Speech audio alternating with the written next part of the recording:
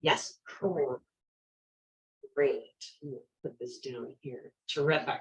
So today we're going to talk about the benefits of CBT-p. And while we've heard a lot of this stuff before, I've added a little bit to this, some kind of interesting things. But let's, start at the beginning. 25 to 50%, which is actually that's a pretty broad margin of people who are well medicated for schizophrenia and psychosis continue to hear voices and have symptoms, although they're much better able to manage the lessened intensity and frequency. But we know that happens, and we know that CBT-p has been recommended as the course of action. Early studies for CBT-p show they basically looked at groups of people who were medicated but still continued to hear symptoms. They, did all kinds of wonderful blind studies, control groups. They measured post-treatment and then follow-up. And over and over again, they modified this until it was the best that it could be, and it's still being modified as we talk. So it's probably one of the most well-studied orientations for therapy. The effect size, which means the effectiveness of treatment, basically, show moderate effect size, which is great. The cool thing is that CBT-p isn't necessarily all about reducing symptoms, which is what these effect sizes are all about. Effect sizes are all about symptoms, unless you have a recovery-oriented survey that you're giving the individual. So you can see, I don't need to read all of this to you. Research shows that CBT-p is pretty good at reducing positive symptoms compared to things like befriending or supportive counseling. Befriending and supportive counseling work, but the treatment effects aren't terribly enduring. Whereas CBT-p, that we have that element of helping the client become their own therapist, even with psychosis on board. And so the effects tend to be more enduring in terms of length out from treatment.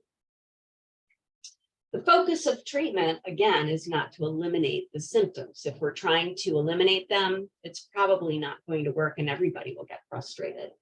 It is designed to address how people appraise what they're experiencing. Because, of course, it's the reaction to the event, not the event itself, that's distressing. So when we take a look at excellent blind, randomly controlled trials that are focusing only on symptoms, we will see only moderate effect size. However, what we find is that because CBT-p is recovery oriented, the quality of life is much better. So it is the most rigorously studied form of therapy for psychosis. It does include third wave or mindfulness type techniques. That includes acceptance and commitment therapy and compassion focused therapy.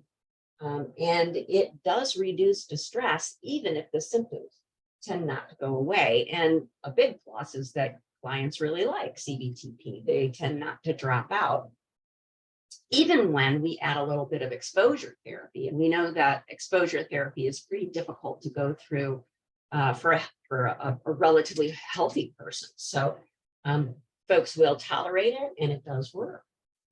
But let's take a look at what recovery really means in the long run here. So there's all different kinds of recovery. Physical recovery, we're healthy, we have an accident, we recover. It's a cold or a flu, it's short term, and we get better. There's trauma recovery, which is more of a process of recovering, and it's more of a journey than it is an event that comes and goes.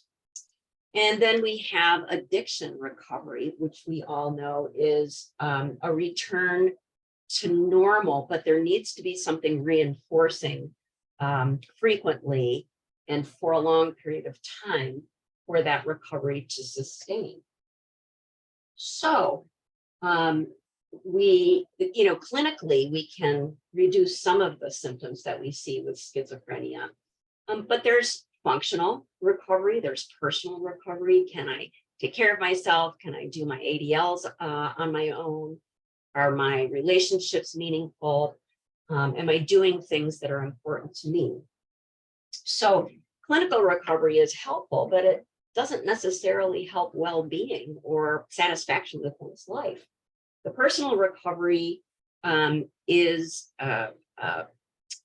really grounds for emotional well-being and fulfillment in terms of having a meaningful life, regardless of the chronicity or severity of the symptoms that this person is experiencing. CBT-p has been shown to work for all types of severity of schizophrenia, beyond what clinical and functional outcomes happen. Let's take a look at some of the recovery categories. So we have short psychiatric problems, like perhaps much like the cold or the flu, we have maybe a situational anxiety or situational depression, and it can be treated and things kind of resolve and go back to normal. Then there's prolonged mental health illness, and the symptoms are resolved with therapy and or medicine. Doesn't mean the actual issue is gone or the depression is gone, but it's very well managed with medication, and life returns to normal pretty adequately as long as we continue the treatment plan. Then there's a prolonged course of recovery where the symptoms may not go away at all, but there's a full return to functional life. So think amputation, right? If somebody has a leg amputated or an arm amputated, that symptom never goes away. It just does not go away. But we can provide treatment that helps that person go back to normal. So just because that's a great way. I love this article by Barbara, who said, just because a symptom doesn't go away in any medical sense, for any medical reason, doesn't mean there can't be a full return to meaningful life. About 70 to 90% of clients who have completed CBT-p report that they were very satisfied. It is recovery oriented, so it's very relationship based, very compassionate, non-judgmental. And clients, of course, find that much more appealing than, how you doing with your medicine kind of talk. Not that that shouldn't happen, but on top of, are you taking your medicine and taking care of yourself? The CBT-p offers so much more. It offers things like increasing mental flexibility, right? Teaching people how to be interpret things differently or see things from different points of view. There also comes a willingness to begin to accept sometimes the symptoms of schizophrenia and psychosis. And if there's not a full acceptance, what I'm aware of in my own clients is that there can be an acceptance of the disruption of life and some knowledge and behavior gained with regard to how to manage my beliefs. For example, I had a client who had God talking to him all the time in kind of different ways. And while that delusion never went away, and I don't believe it has yet, I had referred him on to somebody else when I retired. He has found a way to have life learn how to drive again, is what he's doing now. He finds it hard to hold a job, but he's got very meaningful life. He takes care of his ADLs and he's doing wonderful. Even though he's got this ongoing delusion, he's found a way to not hurt himself with regard to that. We can do a lot as long as we're not trying to pound the client and ourselves into getting rid of those symptoms. It does reduce that experiential avoidance, so people get out more. They tend not to withdraw as much. And guided meditation is a very cool thing because it's about observing what the symptom is and then making some decisions about what you're going to do with it. It's a way to put distance between myself and the hallucination or the symptom. And I can begin to look at it as if it were a very curious amoeba or bacteria that I was seeing for the first time, and make some decisions about what I want to do with that. So again, symptom reduction is not the primary goal. It's living a meaningful life.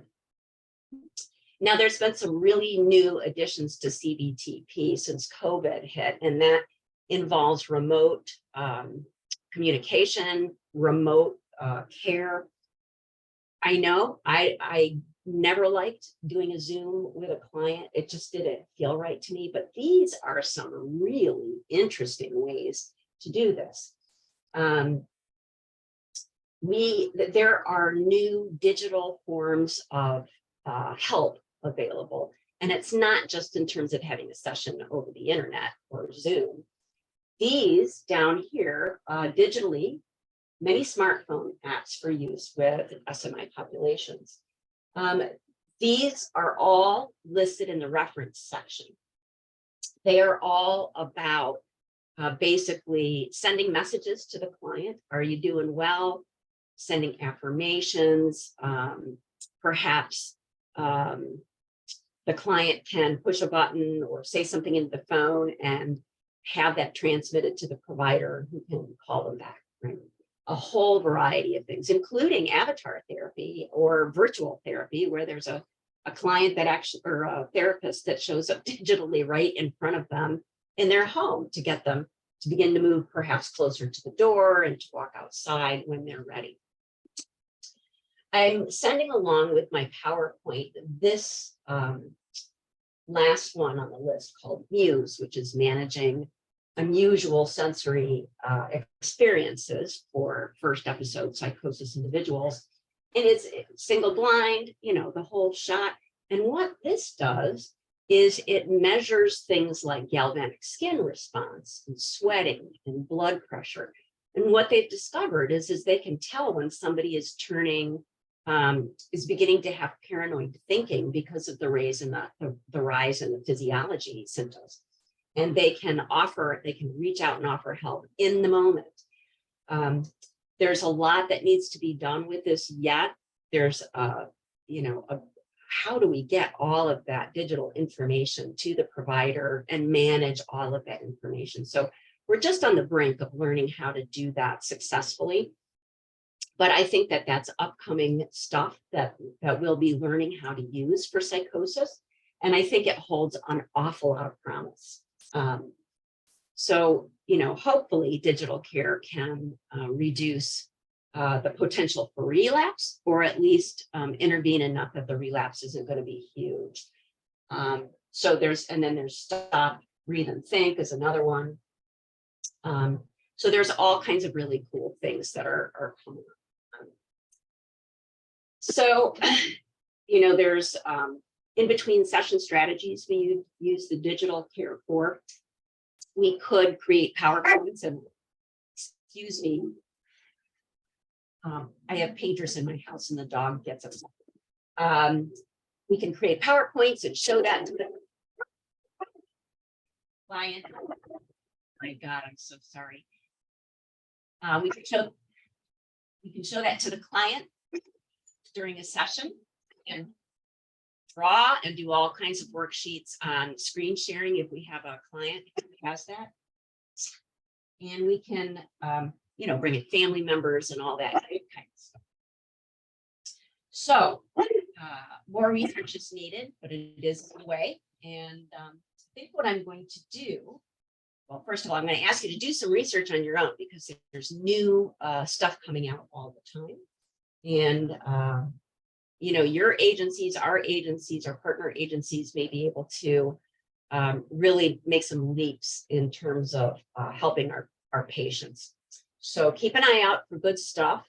And I think that if we can do that, the client really does begin to feel seen and heard. If we can work with them on equal footing, is what they really want. And this could be an exciting time for all of us, clients and therapists alike. So I hope that this happens. Is CBT a standard of care? I think it is. I think that it's, the best that we have at this point, although it's not perfect, it's not 100%, but we're making efforts as we continue on down the road. We can measure recovery as well as we can measure clinical gains. And And I think as we begin to work with it as therapists, we may begin to feel a little bit more helpful, I think, than what we have been in the past. And so I encourage you to look up the new research and to keep in touch with this.